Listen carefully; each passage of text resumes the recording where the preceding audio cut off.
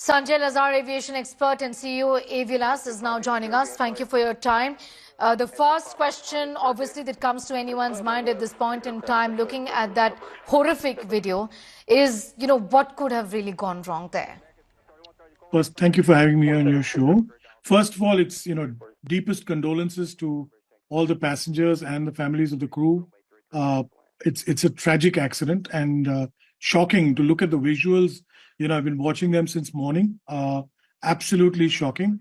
What we know is this, that, the CRJ 700 was coming in from Wichita, Kansas, and was landing.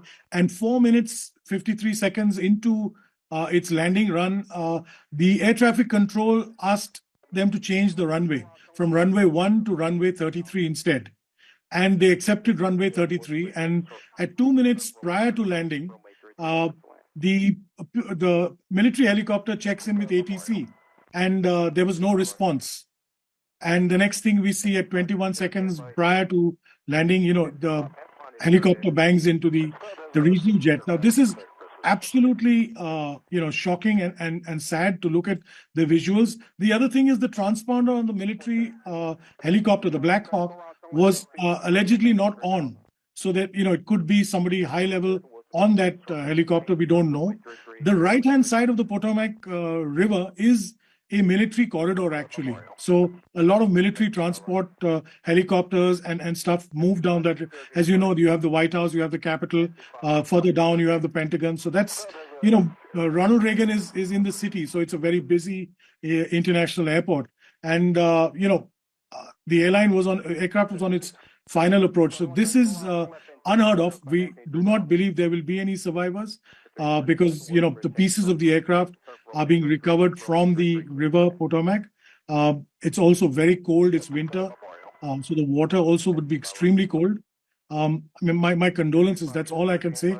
Obviously, we've also seen President Trump's tweet out a little while ago saying, why didn't the military helicopter move up or down? It was a clear night. The aircraft was clearly visible. Yes, I was coming to that, in fact, that, the Black Hawk helicopter really isn't equipped with an alert system like is being said.